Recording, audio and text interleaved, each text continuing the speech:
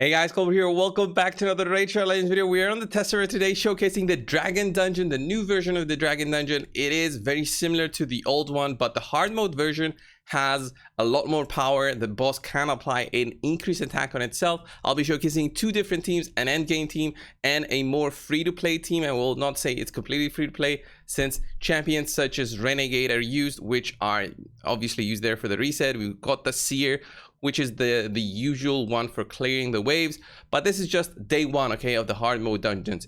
As long as you can get something that survives in the end, multiple champions, maybe a cleanser and a good poisoner, you should be able to take the boss down. It's the easiest one out of the 4 new dungeons, and it should be the easiest one for everybody to get there, to get to hard mode 10. That being said, let's get started. Let's go over to the dungeons. Here they are. I have unlocked only 10. All the other ones I didn't care because well, if you can beat 10, you can beat the other ones. Let's go in there. This is the team. There's no real, something crazy about them. I can really quickly show the gear on everybody. I've got my where's my Lydia? Okay, Lydia here on the top. She's got Brimstone, is not required. Shield set really helps. The refresh accessories are not required. I don't really depend on them for anything. She's got 400 accuracy. You need over 300 for the new dungeons and over 250 speed for the new dungeons in terms of going before the boss, but I do not have those speeds on everybody, and that is obvious. It just becomes crazy to need so much speed. Shield set, she's got War Master and some other good stuff from the support tree. Then we have, let's see, the Mithrala. Mithrala is there as an accessible champion through the Hydra. High perception, not too crazy in terms of accuracy and resistance.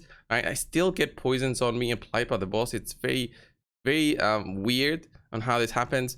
253 speed, good amount of health and defense, but nothing too crazy. I could have gone way overboard with these, but I kept them low on purpose. Then we do happen to have my Seer, okay, who is there for the clear, but you don't need all that. This is my end game Seer. You don't need 320 crit damage for these waves. It feels like you need way less, especially with Lydia in there, the amount of buffs, Mithrala, the amount of buffs from in there. You can go away and do these with 250, I would say, and be confident with that number. 250, 240 with Savage, Cruel would be possible. I haven't tested it personally, but from the numbers that I see, you don't need it. Like my Seer does 1.1 million on the wave, so you don't need all that. I've got Dark Hell in a resistance set.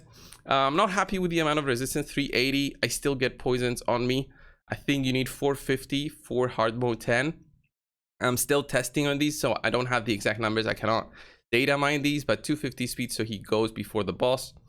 And then finally we've got the Renegade, who's not required to be awakened. She still gets like 2-shotted by the boss. She's just there for the reset on wave 2, and that's pretty much it. The damage is not required. The shield set is not required if you're running shield set on somebody else. It all depends on how you want to do your runs, but she does need to be faster than Seer, obviously. If you want to keep her alive for some reason, you can for the boss, but she cannot apply a decreased speed. These debuffs will be taking space on the boss if you could apply them. Doesn't really fit in the whole setup. So let's get this going. Quick run, takes a minute 20. A minute if it's something happens with it, like free fresh accessories, but doesn't really happen. You cannot be consistent with that. You see how quickly we beat the waves. There's a ton of buffs available through these champions, and this is why Seer really has no issue. Even a lower Seer would have no issue. Look at the amount of buffs, like 5-6 buffs on each champion. Boom, melting through.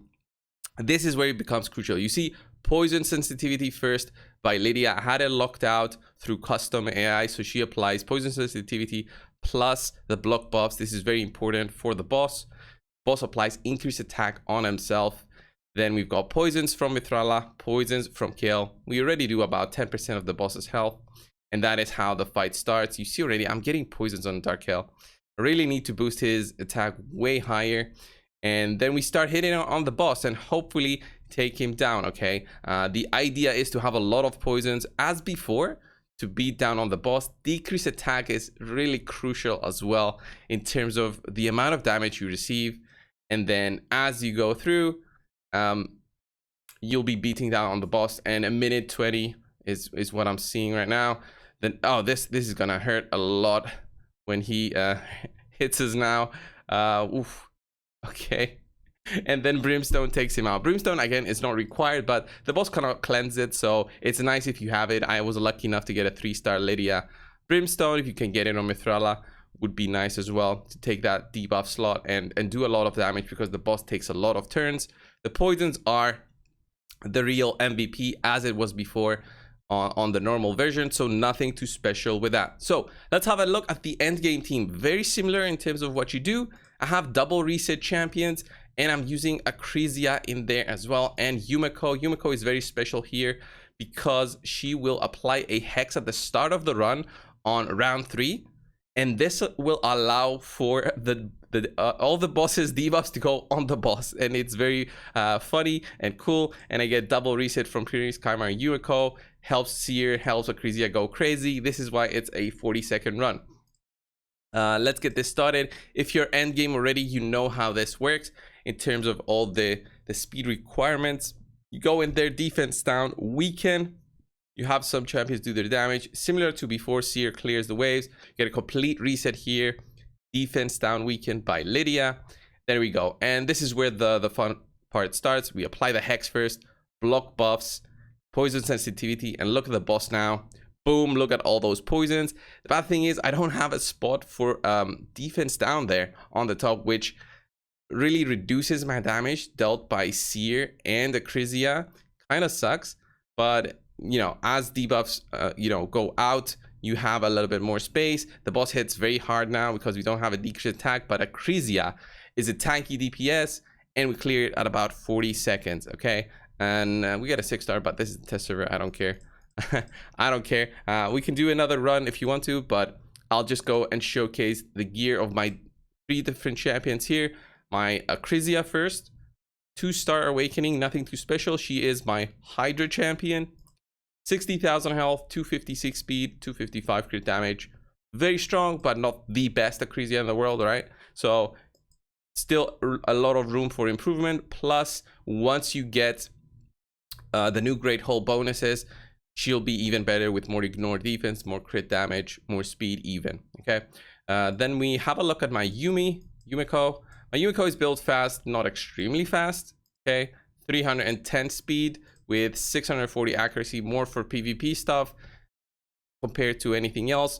But it really is nice to have so much speed, especially for the new dungeons. So she will for sure go first, but you need to save up on that hex to go on the boss on round 3. So you lock it out. And we also have Prince Chimera, who is very slow for this specific one. And I haven't built, let me show you my Prince Chimera number 2. This one is my slow Chimera, my PvE Chimera, built just for a reset, really. And he has an immunity set, nothing too special, but high health, 75,000 health, high health at least. So these are the teams, guys. It was a very quick video in terms of showcasing them, since it's a very similar one to before. It is unfortunate on how this is nothing too crazy in terms of what we can do, no new stuff to do, but it's fine. At least one of the 4 dungeons is gonna be accessible to everybody. They're gonna need to push a little bit on the resistance side. You saw that team number 1, it's a little bit harder to get it. It can be close to dying. This is an obvious end game team, but again, I prefer to have, you know, multiple options when beating these dungeons. So this is it. Look at that, 35 seconds, very nice. I'll be building these on the live servers once it's available, and yeah, we'll totally have some fun with once everything is available. The Fire Knight is the most difficult one, so I'm gonna be leaving that for last. Thank you guys so much. Subscribe if you haven't already, and I will see you in the next one. See ya.